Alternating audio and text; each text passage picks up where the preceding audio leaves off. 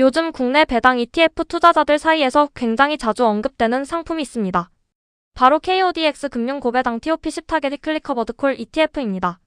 이름도 굉장히 길죠. 처음 들으면 솔직히 좀 복잡해 보입니다. 그런데 구조를 하나씩 뜯어보면 왜 관심이 몰리는지 이해가 됩니다. 특히 최근처럼 금리 인상 우려, 증시 변동성 확대, 은행 예금금리 정책, 미국 증시 흔들림, 이런 환경에서는 매달 현금이 나오는 ETF에 시선이 갈 수밖에 없습니다. 저 역시 최근 이 ETF를 꽤 오래 들여다봤습니다.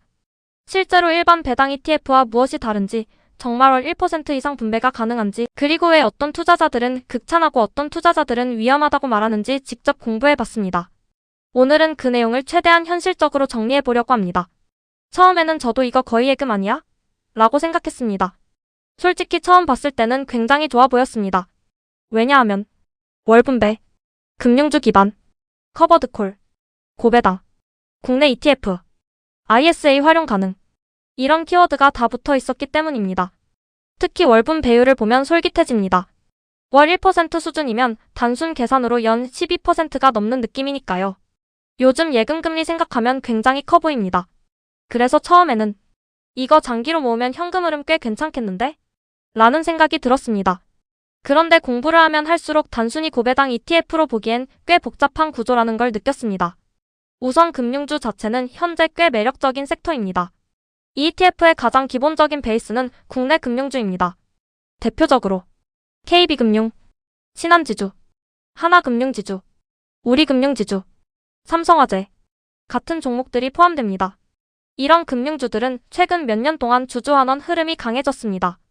예전에는 한국금융주 하면 배당도 애매하고 주가도 잘 안 오르고 만년 저평가 이미지가 강했습니다. 그런데 최근 분위기는 조금 달라졌습니다. 특히 정부의 밸류업 정책 이후 자사주 소각, 배당 확대, PBR 개선, 주주 친화 정책 이런 흐름이 강해졌습니다. 그래서 예전보다 금융주 투자 매력이 꽤 높아졌다고 느끼는 분들이 많아졌습니다. 금리 인상 우려가 오히려 금융주에는 좋은 이유. 많은 분들이 금리 인상 이야기가 나오면 무조건 증시 악재라고 생각합니다. 물론 성장주에는 부담이 될 수 있습니다.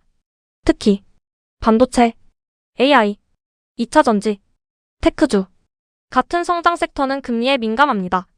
그런데 금융주는 조금 다릅니다. 은행은 기본적으로 예금금리, 대출금리 사이의 차이로 돈을 법니다. 즉 금리가 어느 정도 올라가는 환경에서는 예대마진이 좋아질 가능성이 있습니다. 그래서 금융주는 대표적인 금리 수혜 업종으로 자주 언급됩니다. 그런데 문제는 커버드콜입니다. 여기서부터 이야기가 조금 복잡해집니다. 많은 분들이 단순히 금융주 월배당 ETF 정도로 이해하는데 실제 핵심은 커버드콜 구조입니다. 그리고 이 ETF의 가장 중요한 특징은 보유 종목과 옵션 매도 대상이 다르다는 점입니다. 이게 진짜 핵심입니다. 이 ETF 구조를 쉽게 설명하면 이렇습니다. ETF는 금융 고배당 TOP10 종목을 들고 있으면서 코스피 200 위클리 콜옵션을 매도합니다. 즉, 자산은 금융주, 옵션은 코스피 200입니다. 처음에는 이게 별 문제 없어 보입니다. 그런데 시장 상황에 따라 문제가 생길 수 있습니다. 실제로 어떤 상황이 위험할까? 예를 들어보겠습니다. 어느 날 삼성전자 급등, SK하이닉스 폭등, 반도체 랠리, AI 관련주 급등 이런 상황이 발생합니다. 그러면 코스피 200 지수는 강하게 상승합니다. 그런데 금융주는 상대적으로 덜 오를 수 있습니다. 그러면 어떻게 될까요?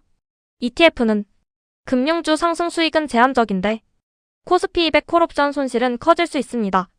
즉 옵션 손실이 금융주 상승보다 더 커질 수 있다는 의미입니다. 이게 ETF의 핵심 리스크입니다. 그래서 생각보다 수익률이 답답할 수도 있습니다. 많은 투자자들이 월 배당 많이 주니까 무조건 좋은 거 아니야? 라고 생각합니다. 그런데 실제로는 그렇지 않을 수도 있습니다. 왜냐하면 커버드콜 ETF는 기본적으로 상승 잠재력을 일부 포기하고 현금 흐름을 받는 구조이기 때문입니다. 즉 강한 상승장에서는 일반 ETF보다 뒤처질 가능성이 꽤 있습니다. 실제로 저도 이 부분에서 고민이 많았습니다. 저는 원래 배당 ETF를 꽤 좋아하는 편입니다. 특히 현금 흐름, 심리 안정감, 하락장 버티기 이런 부분에서 배당의 힘을 꽤 크게 느꼈습니다. 그런데 커버드콜 ETF는 일반 배당 ETF와 조금 다릅니다. 처음에는 월분배가 굉장히 좋아 보이는데 장기 총수익률을 보면 생각보다 평범한 경우도 꽤 있습니다. 특히 상승장에서 아쉬움이 커질 수 있습니다. 그럼에도 이런 투자자에게는 꽤 잘 맞을 수 있습니다. 반대로 어떤 투자자에게는 굉장히 잘 맞을 수도 있습니다. 특히 은퇴 준비 중, 월 현금 흐름 중요, ISA 계좌 활용, 국내 자산 선호, 변동성 싫어함, 공격적 성장보다 안정 추구.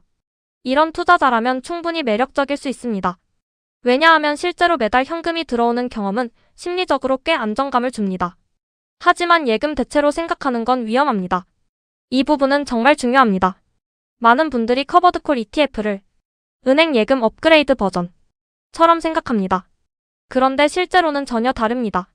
왜냐하면 원금 보장 없음, NAV 하락 가능, 옵션 손실 가능, 금융주 하락 가능, 분배금 감소 가능, 이 모두 존재하기 때문입니다. 즉 결국 주식형 ETF입니다. 개인적으로 느낀 가장 현실적인 접근법. 저는 이런 ETF를 볼 때 현금 흐름 포트폴리오 일부 정도로 접근하는 게 맞다고 생각합니다. 예를 들어 성장 ETF, 미국 ETF, 배당 ETF, 현금 흐름 ETF 이런 식으로 나누고 일부만 가져가는 느낌입니다. 전 자산 몰빵 구조는 조금 부담스럽다고 느꼈습니다. 오히려 일반 금융 고배당 TOP10 ETF가 더 나을 수도 있습니다. 이 부분도 꽤 중요한 포인트입니다. 어떤 투자자들은 차라리 커버드콜 없는 일반 금융 고배당 ETF가 더 낫다고 이야기합니다.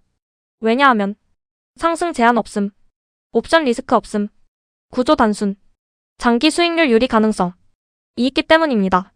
실제로 장기 강세장에서는 일반 ETF가 더 유리한 경우도 많습니다. 결국 투자 목적이 가장 중요합니다. 이 ETF는 고배당 월 현금 흐름 안정감에 초점이 있습니다.